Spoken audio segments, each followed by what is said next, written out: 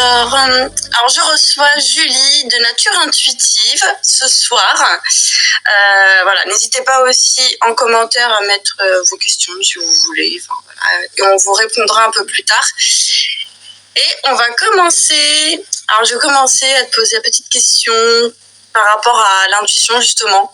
Si tu peux m'expliquer comment c'est venu chez toi, l'intuition. Alors, l'intuition, c'est venu naturellement, parce que j'ai l'intuition depuis l'enfance et j'en suis consciente, en fait.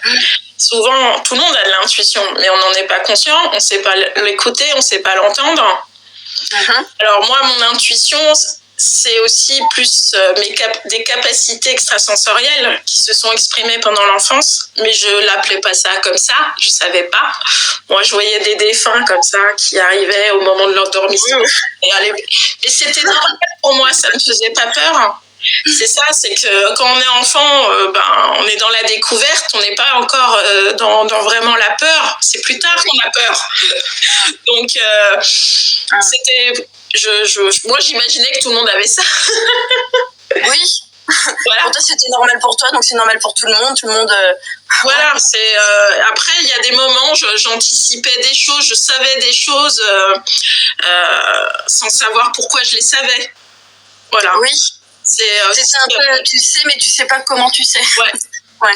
Tu dis des choses aux gens pendant des années, je rencontrais des gens et je leur disais des choses, mais plus liées à leur psychologie, très naturellement, les gens venaient se confier à moi. J'ai des copines adolescentes, je n'avais aucune expérience avec les garçons, moi je n'étais pas une précoce. Elles venaient me raconter leur histoire de cœur et moi je leur donnais des conseils psychologiques. T'imagines, j'avais 15 ans. Ouais, t'avais 15-16 ans. Et apparemment, ça marchait. Conseils. Voilà, je donnais des bons conseils et ça a toujours été comme ça. Donc, je pense que mon intuition, c'est comme si elle s'exprime à travers... je vois les schémas psychologiques des gens. Leur structure psychique, en fait. De façon très spontanée et très naturelle. Ok. J'ai l'impression que je suis née psychologue, entre guillemets, avec la connaissance de la psychologie, mais je ne savais pas ce que c'était à l'époque. Parce que c'est des choses que tu as aussi acquis dans d'autres vies, c'est ça aussi. C'est un peu comme ça que tu le ressens, je pense aussi. Oui, ça peut être que ça. Enfin, pour moi, l'intuition, on en a tous. Oui. Elle s'exprime de façon complètement différente en fonction de chacun.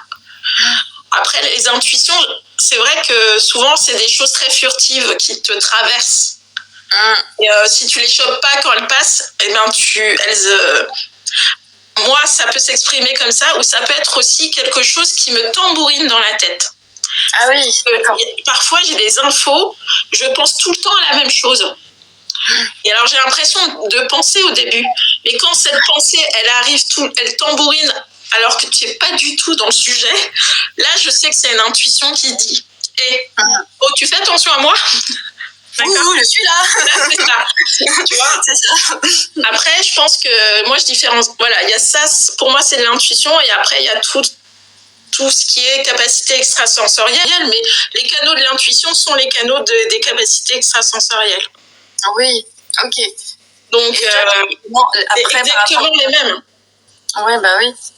Et par rapport à tes capacités extrasensorielles, comment c'est venu après? Comment ça s'est débloqué? Enfin, on va dire, est-ce que tu as eu des croyances qui t'ont bloqué à ce niveau-là? Oui, comme tout le monde. Ouais. À la différence que moi, j'ai jamais eu peur de mes capacités. Parce que je rencontre beaucoup de gens qui ont peur de ce qu'ils perçoivent, qui comprennent pas, et qui en ont parlé jamais à personne.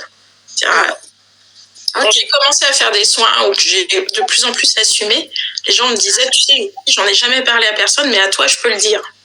Oui, parce que je sais que tu vas pas me juger, tu vas pas me traiter de folle. Et aussi parce que moi, j'en parlais assez librement et j'ai eu la chance de pouvoir en parler. Je pense qu'intuitivement, tu vois, là, je pense que c'est de l'intuition.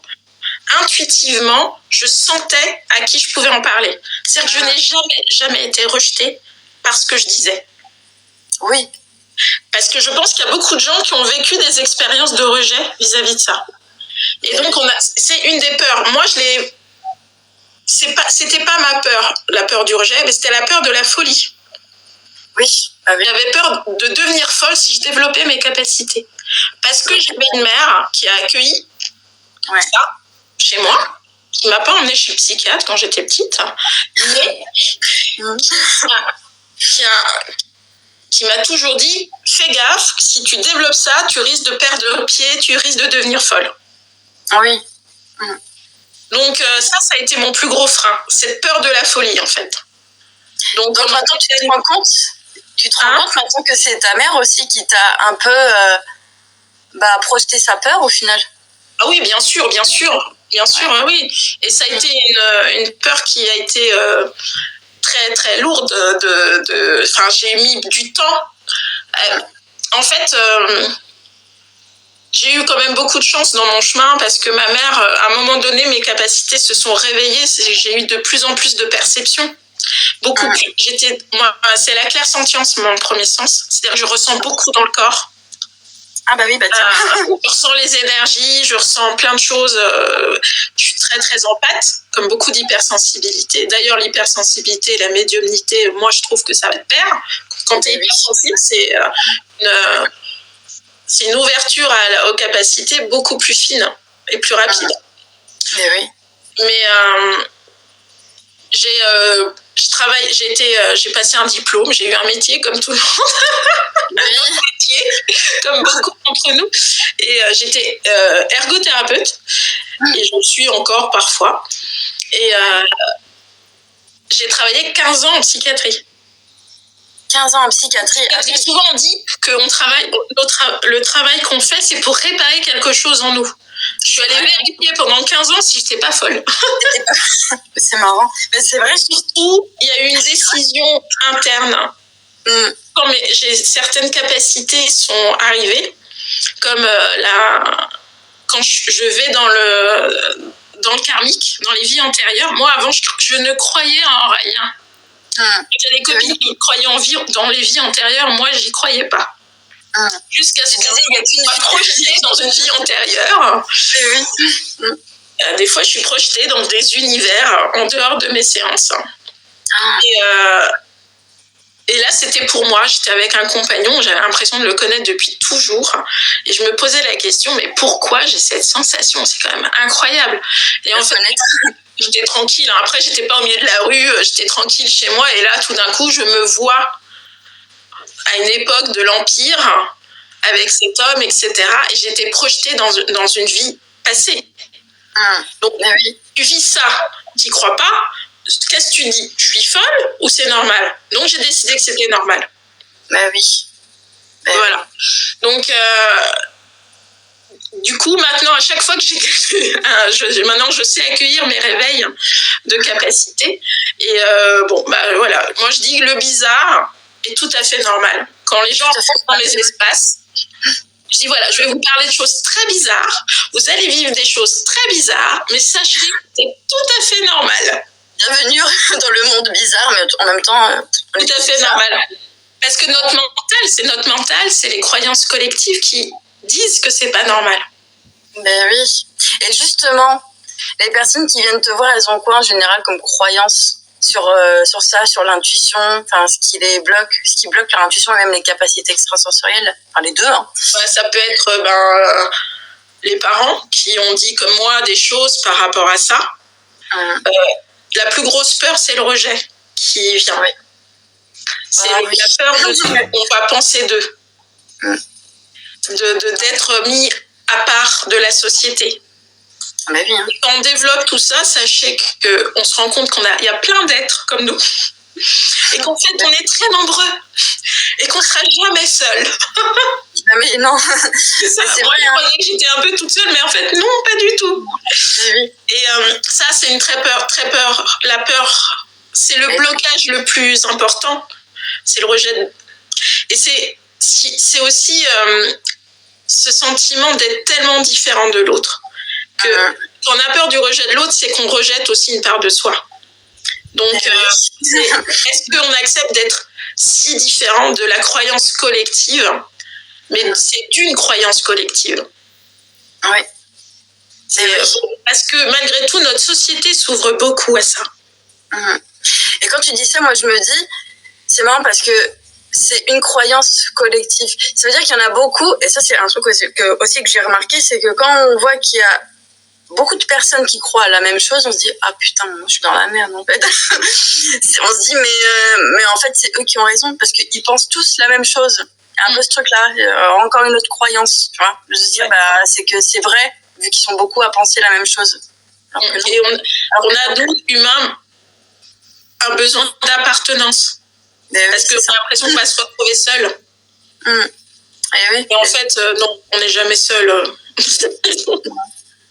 Moi, je dis toujours, on n'est jamais seul quand on se parle bien à soi-même quand on est seul. Ouais, c'est ça. Bien ça. Joli. Ça m'aide bien. Bref. Voilà, donc il y a beaucoup de peur en fait, plus que des croyances. Après, la croyance qui bloque tout, c'est j'ai rien moi. Enfin, de croire que ça n'existe pas en soi, c'est la plus grosse croyance qui bloque. Et c'est juste de la non-conscience en fait. Et ce que je disais tout à l'heure, c'est qu'on ne nous apprend pas, nous, à l'école ou même dans nos familles, à écouter, à reconnaître comment s'exprime l'intuition. Et après, l'intuition, toutes nos capacités. Et puis, ça fait peur. Enfin, l'invisible, l'inconnu fait peur. Bah oui. On en parlait. Tant qu'on n'a pas le contrôle, on a peur, hein, en général. Oui, souvent ça, hein, c'est le contrôle. Et moi, l'expérience que j'ai eue, en tout cas, c'est que mes capacités se réveillent et continuent à se réveiller. C'est-à-dire qu'il y a 2 ans, je ne savais pas enlever les croyances avec mes capacités médiumniques. Maintenant, je le sais. Il y a 4 ans, je travaillais. Les ancêtres sont venus. Maintenant, ils s'invitent régulièrement. Enfin voilà, c'est en évolution et ça se réveille régulièrement, on va dire. Et ça s'est jamais mal passé. La transition, tu dis que tu as plusieurs capacités. Justement, comment tu amènes tes capacités dans tes séances? Comment ça se passe, une séance avec toi? Alors, la personne a le rendez-vous. Des fois, il se passe des choses entre le rendez-vous. Parce que ça, rien que la prise de rendez-vous, ça active déjà l'énergie. Alors, parfois, il se passe des choses, la personne en est consciente, et des fois, elle n'en est pas consciente, ou il se passe rien, j'en sais rien. Elle vient, on discute un petit peu. La caractéristique de ma pratique, c'est que moi, je n'ai pas besoin de connaître l'histoire de la personne. Moins j'en sais, mieux je me porte, comme je dis à mes clients. Parce que moins j'en sais, moins mon mental intervient pendant les séances. Parce que j'ai des capacités, mais j'ai un mental très fort. Très fort, bah oui. Donc ça t'aide aussi à être plus connecté à ton intuition. Voilà, d'être connecté à mon intuition, de laisser ma guidance faire les choses, m'indiquer où aller. Donc on discute, voir un petit peu quelle porte d'entrée. En fait, pour moi, je choisis une porte d'entrée, c'est-à-dire sur quoi on va travailler ensemble. Parce que c'est un travail d'équipe. Il y a ma cliente ou mon client, ça peut être des hommes, son équipe d'invisible et mon équipe de l'invisible. On travaille tous ensemble. Après, la personne... moi, j'ai différentes techniques. J'utilise mon intuition avec un soin qui s'appelle le soin 5D, la porte de votre histoire. Mais j'ai d'autres outils. Et en fonction de ce que la personne partage, je vais utiliser mon intuition pour me dire, tiens, on va peut-être commencer par ça, puis après on passera à ça. Je n'utilise pas directement, obligatoirement, le soin 5D, la porte. Quand je... Donc ça t'aide aussi à être plus connecté à ton intuition. Voilà, d'être connecté à mon intuition, de laisser ma guidance faire les choses, m'indiquer, voir un petit peu quelle porte d'entrée. En fait, pour moi, je choisis une porte d'entrée, c'est-à-dire sur quoi on va travailler ensemble. Parce que c'est un travail d'équipe. Il y a ma cliente ou mon client, ça peut être des hommes, son équipe d'invisible et mon équipe de l'invisible. On travaille tous ensemble. Après, la personne... moi, j'ai différentes techniques. J'utilise mon intuition avec un soin qui s'appelle le soin 5D, la porte de votre histoire. Mais j'ai d'autres outils. Et en fonction de ce que la personne partage, je vais utiliser mon intuition pour me dire, tiens, on va peut-être commencer par ça, puis après on passera à ça. Je n'utilise pas directement, obligatoirement, le soin 5D, la porte de votre histoire. Oui, tu consultes parfois, on y va, direct, ça dépend. Vraiment, des gens, ça dépend de ce que je sens, en fait. Tu me parlais de l'EFT aussi et du transgénérationnel, c'est ça aussi que tu utilises dans ta pratique? Alors, les outils que j'ai, il y a l'EFT, effectivement. Le transgénérationnel, c'est dans le soin 5D, en fait. C'est pas une technique, c'est ma guidance qui... En fait, après l'échange, la personne, elle s'allonge, j'ai une table de massage, et moi, je pose l'intention, le sujet du soin, en fait, et je vais me laisser guider par mon intuition. Moi, j'appelle ça ma guidance, c'est-à-dire que je ne suis qu'un canal de réception qui va donner des informations sur l'origine de la problématique, les origines de la problématique. C'est-à-dire que je vais entendre, je vais voir, je vais ressentir, je vais avoir des mots, enfin c'est tout. Et parfois, ma guidance, elle va m'emmener dans ce que la personne a vécu dans cette vie. Parfois, c'est karmique. Parfois, c'est les ancêtres qui viennent et qui disent, bon, là, faut s'occuper de nous. Oh là là. Et en fait, ma guidance, vraiment au nœud originel. Oui, bah oui. C'est ça, c'est qu'en fait, quand je travaille sur le karmique, elle m'emmène à la vie, la première vie qui a créé, par exemple, un schéma répétitif. D'accord. On va libérer la charge émotionnelle de cette vie pour ensuite ramener toute l'énergie, etc. Et le transgénérationnel, c'est pareil. Maintenant, on m'emmène. Avant, c'était pas comme ça. D'accord. Je travaillais pas du tout comme ça. Ma façon de travailler évolue aussi en fonction du temps, de mon ouverture de conscience, je pense, de ce que je rencontre, de ce dont je suis prête, je suppose aussi. Mais quand tu dis tu libères, parce que j'entends, tu dis je libère les émotions, mais en fait tu cherches même pas à savoir qui ça parle de qui dans la famille, je veux dire quel membre de la famille. Tu t'en fiches de ça en fait, tu vas juste te concentrer sur l'émotion. Si. Quand je vais dans le transgénérationnel et qu'on m'emmène au niveau de la lignée, il y a l'histoire, c'est comme de la thérapie, mais condensée. Parce qu'en général, les gens, ils se disent « Ah tiens, j'ai un problème, ça doit être karmique. » Ils vont voir quelqu'un qui a travaillé le karmique. « Ah c'est sûrement transgénérationnel. » Donc je vais voir quelqu'un qui travaille le transgénérationnel. Moi, je dis « Pourquoi pas ?» Mais c'est vrai que là, du coup... actuellement, avant le Covid, je n'allais qu'à dans une dimension. Après le Covid, ça s'est beaucoup accéléré. Et maintenant, je visite 2 dimensions. Et souvent, c'est 2 dimensions qui sont vraiment en lien. Ça peut être l'enfant intérieur et dans l'enfance. Même la dernière fois, je suis allée in utero. Et le transgénérationnel. Donc voilà, on peut aller souvent sur plusieurs plans et dans plusieurs dimensions. Oui, oui. Il y a quand tu libères aussi, il y a des croyances parfois qui émergent. La personne se dit, ah oui, mais moi, là, je fais le lien avec ça. Ça me fait penser à ça. Des croyances dont ils n'avaient pas conscience. On va aller travailler la croyance avec. T'as un exemple? T'as plusieurs exemples de croyances? Mais ça dépend des problématiques. Bon, après, si tu as deux exemples en général, pour que les gens qui viennent nous voir, là, qui vont voir notre vidéo, qui puissent, on va dire, s'identifier. Si tu as des exemples un ou 2 exemples, même un seul. J'ai accompagné une cliente qui a été entrepreneur et salariée. Et elle était persuadée que de toute façon, elle n'arriverait pas. Enfin, elle croyait que si elle était salariée, elle n'arriverait pas à être indépendante, par exemple. Oui, ouais. Et donc, son travail, elle l'a bloqué. Ouais, d'accord. Voilà. Okay. Et alors que c'est faux. Oui. Voilà, ça peut être une croyance. Là, j'ai travaillé avec une cliente qui passe des examens pour monter en grade. Et elle a tellement eu l'expérience que c'était négatif de ne pas y arriver, elle les a ratés. Ça faisait des années qu'elle passait ses concours, elle les a ratés.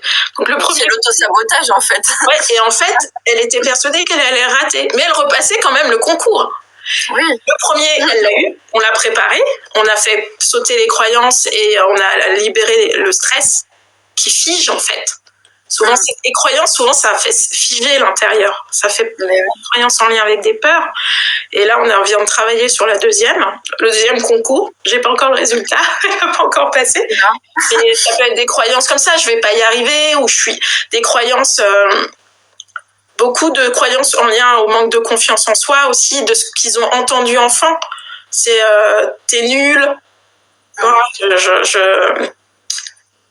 Ou l'estime. Oui, souvent dans les croyances, c'est ou alors la croyance, je suis le pilier de ma famille. Ouais, bon, ça me parle beaucoup.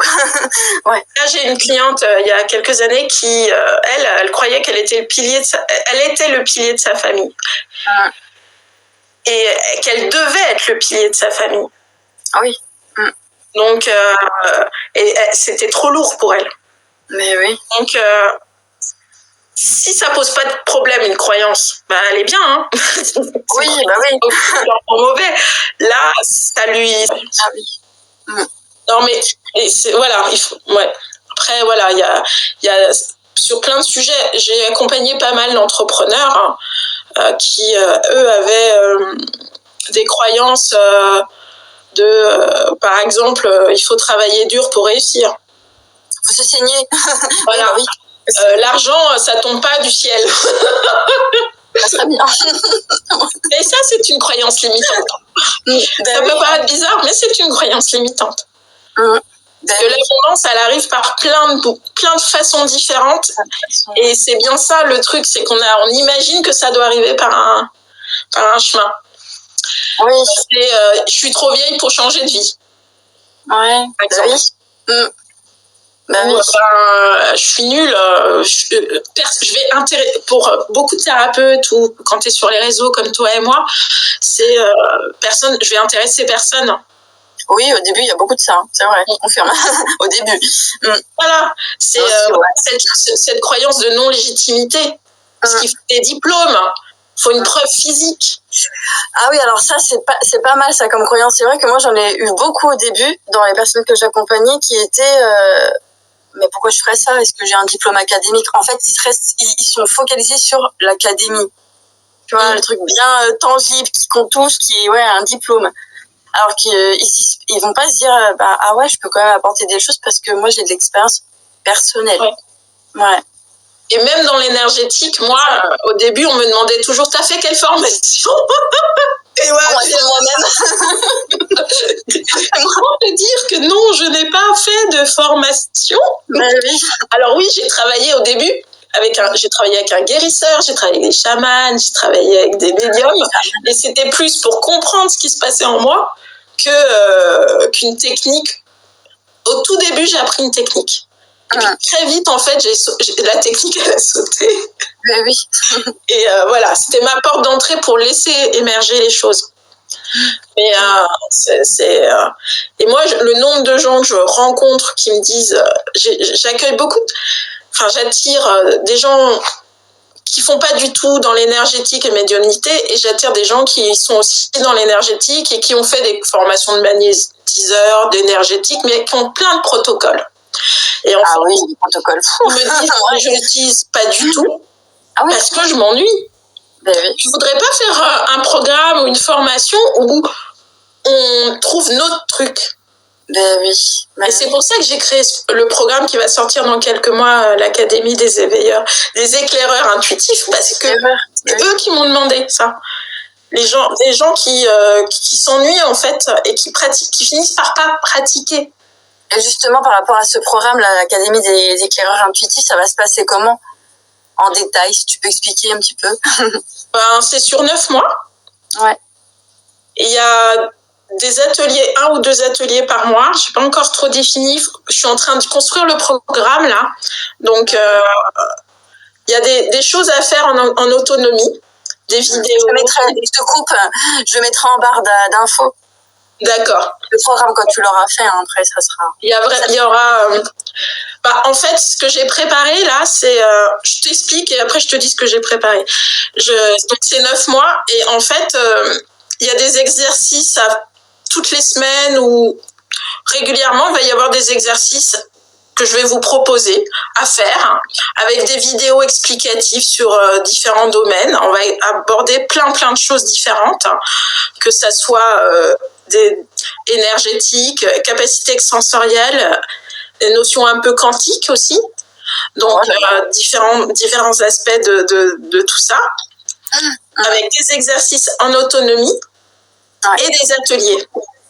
Parce que pour moi, si on s'entraîne ensemble, c'est là où vraiment il peut se passer aussi des choses. Mais vous aurez aussi des choses à expérimenter seul. Et ça va durer 9 mois parce que l'idée, c'est vraiment de créer un espace pour réveiller les capacités, pour jouer avec. Et aussi pour accompagner les professionnels à utiliser dans leur pratique. Oui, l'énergétique. Ça pourrait être une petite astuce si ça peut aider les personnes qui nous regardent. Moi, je suis encore un petit peu, pas beaucoup, un tout petit peu, en salariat. Et je me suis dit, oh là là, pour moi c'est un peu une corvée. Mais je me suis dit, bon, pour pas voir ça comme une corvée, je vais aller dans un domaine qui pourrait me plaire.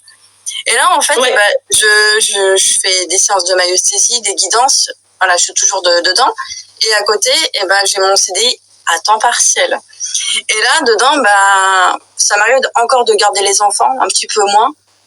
Je me rends compte que je suis beaucoup moins avec les enfants. C'est bizarre parce que maintenant, je me sens beaucoup plus attirée par les personnes âgées.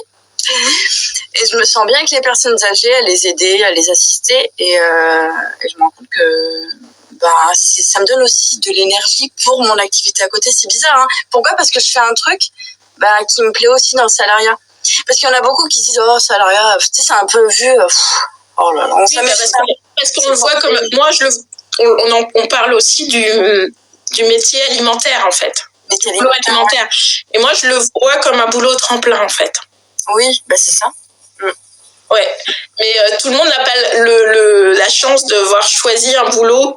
C'est ce qu'on m'a renvoyé dernièrement, un boulot qu'on aime. On aime, ouais. Et en fait, il y a tout un truc...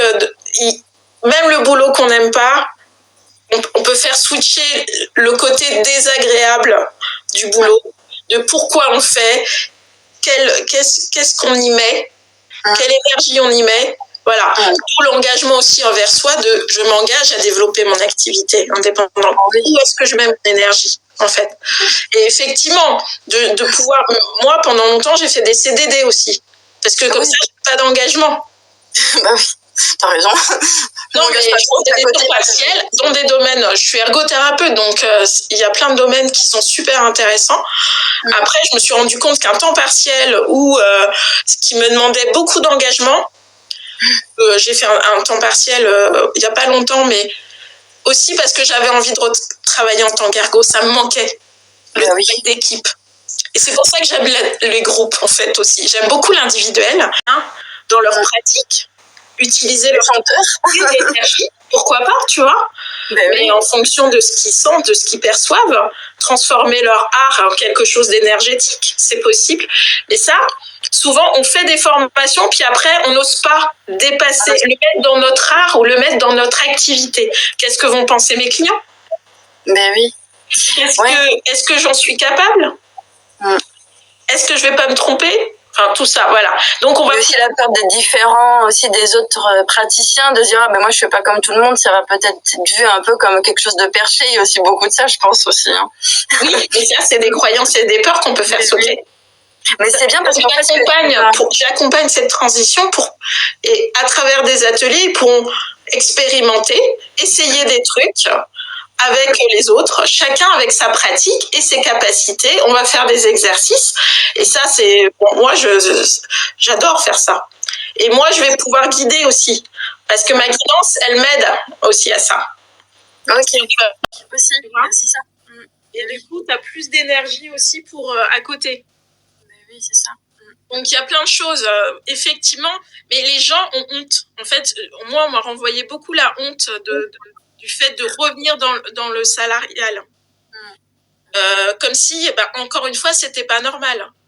Et puis, les autres pensent que, voilà, moi, je voulais leur prouver que je pouvais, et puis en fin de compte, j'ai échoué. Mais qui tu fais les choses, en fait. Moi, c'est encore le regard, la peur du rejet.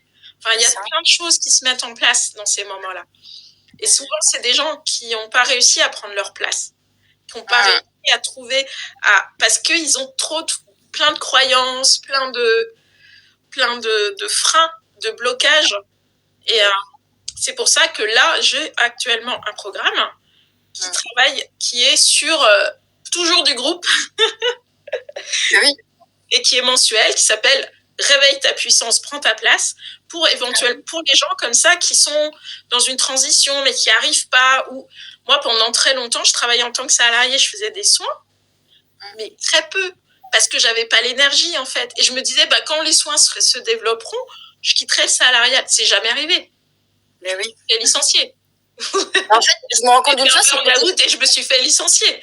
Non, mais voilà. Donc voilà. Mais en fait, t'es pas que coach. Moi, je te vois aussi un peu comme ça. Si ça peut donner une idée aux gens. T'es pas que ça. J'ai l'impression que t'es aussi un peu comme une passeuse d'âme. Bah oui, je vois ça un peu comme ça, comme tu les aides aussi à ce niveau-là, au niveau salariat pour aller vers ou l'inverse, enfin peu importe. Mais ouais, moi je vois ça un peu comme t'es une passeuse. Passeuse d'âme dans le terrestre, on va dire. Merci. C'est ça. Oh ouais, j'avais jamais pensé, mais jamais ça. Ouais. Effectivement, le programme, ça s'appelle Réveille ta puissance et prends ta place. Et c'est mensuel en fait. Ok. Et là, je mets la créativité. L'ergothérapeute, c'est quelqu'un qui utilise des médiations dans un but thérapeutique. Et pour moi, être entrepreneur, c'est être créatif. C'est vraiment, ça nous donne une créativité incroyable. Et moi, j'aime jouer. Si vous avez compris, j'aime vraiment jouer. Et donc, toutes les semaines, il y a un petit exercice créatif, mais aussi pour vous faire réfléchir, pour vous amener dans votre projet, en fait. Ben oui. Et tes jeux, mais tu peux en parler un peu quand même des choses que moi j'adore quand tu parles, quand tu donnes des petits exemples. Enfin, comme tu me disais tout à l'heure, il y avait quoi? Enfin, ouais, c'était par rapport, je sais plus ce que c'était, des jeux au niveau de l'intuition pour développer l'intuition. Faut que ça me revienne. Là, je finis peut-être pour le programme, parce que là, c'est pas pour développer son intuition, c'est vraiment pour accompagner les gens qui sont en transition salariale et entrepreneuriat ou vice versa. Et là, c'est vraiment des jeux, mais plus des jeux, ça peut être graphique, ça peut être de l'écriture, ça va être selon ma guidance, ça peut être des soins énergétiques, ça peut être des petites choses qui vont leur permettre d'aller s'explorer à l'intérieur pour être autonome aussi par rapport à des difficultés qu'ils vont avoir dans leur quotidien par rapport à leur professionnel. Mais ça peut aussi avoir des conséquences dans la vie de tous les jours. Et il y aura un atelier par mois à thème pour c'est bien ça. Et l'engagement, c'est tous les mois, mais c'est un engagement de 6 mois quand même, parce que pour moi, il faut un minimum. Après, ils sont libres de reprendre le truc mensuel ou pas, voilà. Mais après, c'est quand même du court terme, c'est pas non plus... ouais, ça va. Après, c'est quelque chose qui est pérenne. Ça restera tous les mois, donc ils peuvent rester dans le cercle ou en sortir au bout de 6 mois. C'est 6 mois minimum. Après, ça continue. C'est quelque chose que je vais faire tout le temps, en fait. Moi, mon idée, c'est de créer vraiment une communauté avec des gens comme ça où la honte, on en a marre, quoi. Oui, bah oui. On a marre qui nous dit que c'est pas normal. Et de pouvoir avancer et voilà, de pouvoir avancer dans ses projets. Ok.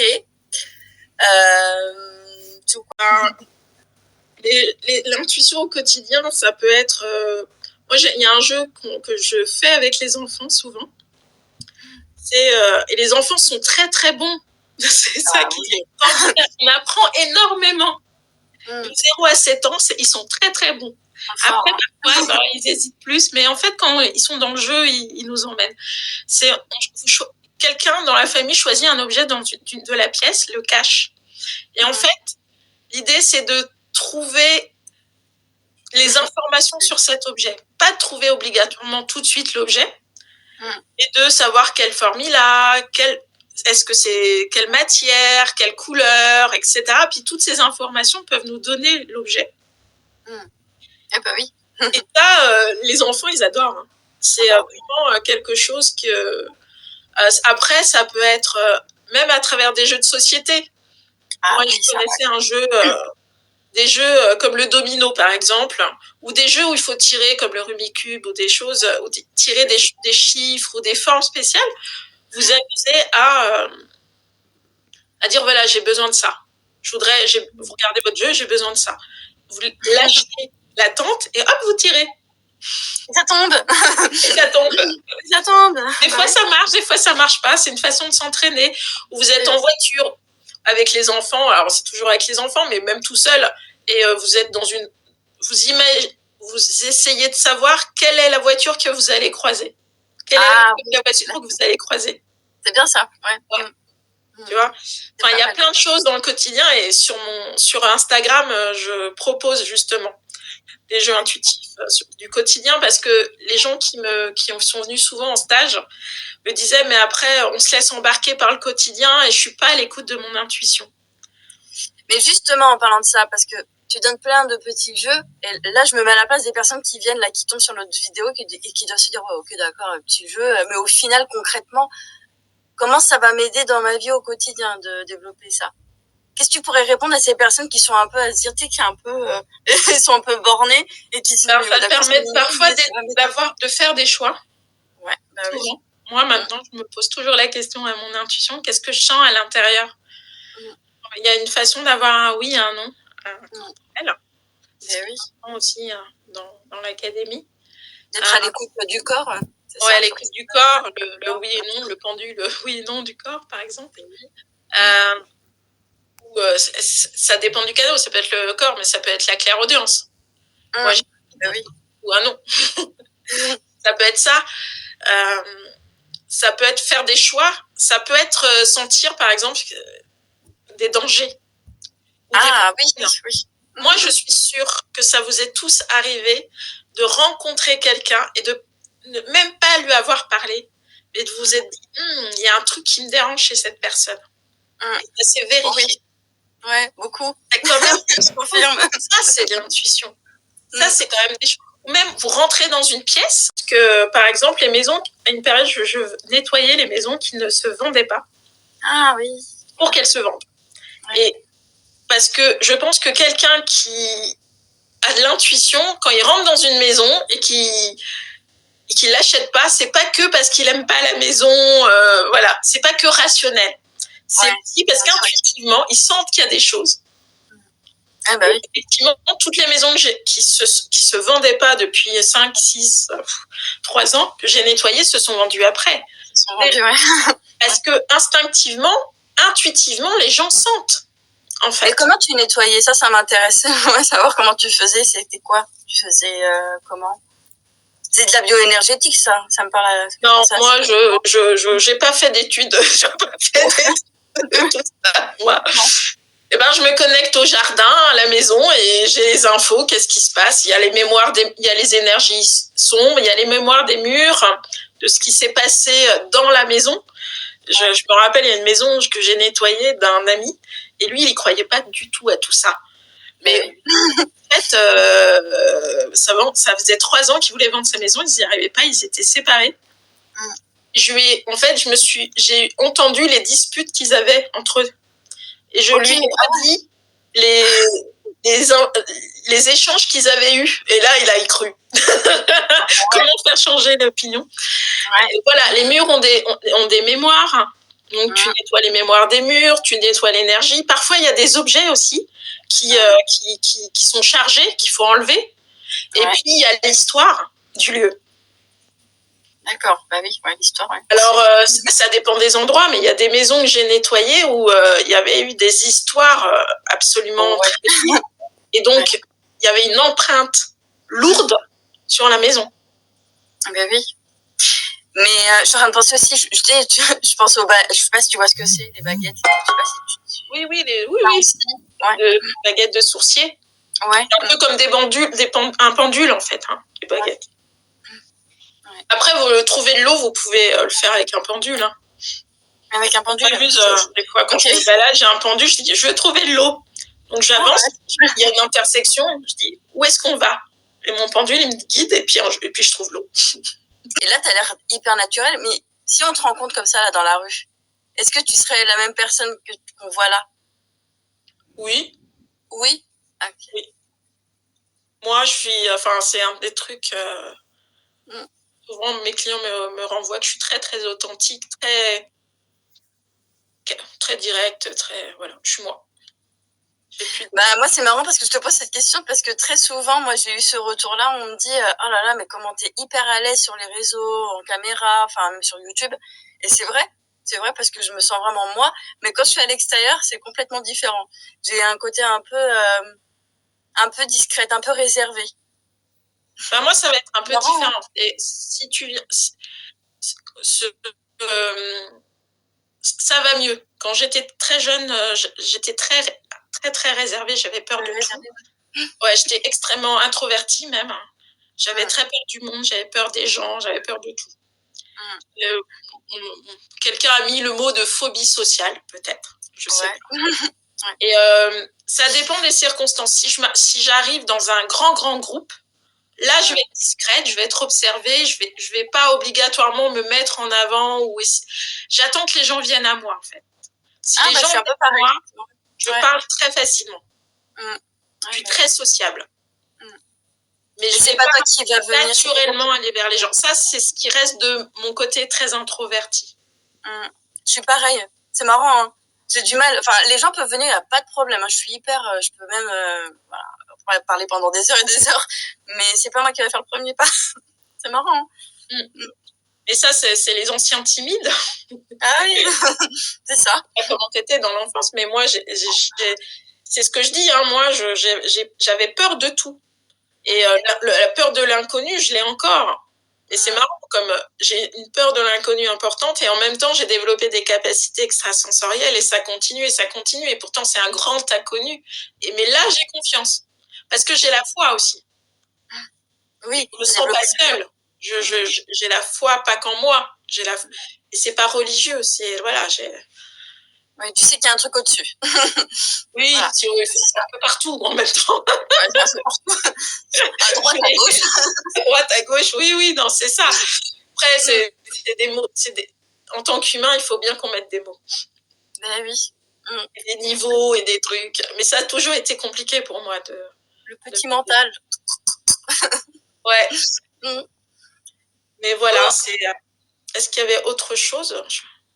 Je pense que c'est bon, j'ai tout dit. Moi, ce que j'aimerais surtout préciser aux personnes qui nous regardent, n'hésitez pas à aller voir Julie si vous voulez avoir des séances avec elle. Je mettrai tout en barre description. Je pense que c'est bon, hein, je sais pas, pour toi. En tout cas, merci beaucoup. C'était très sympathique comme échange. Avec plaisir.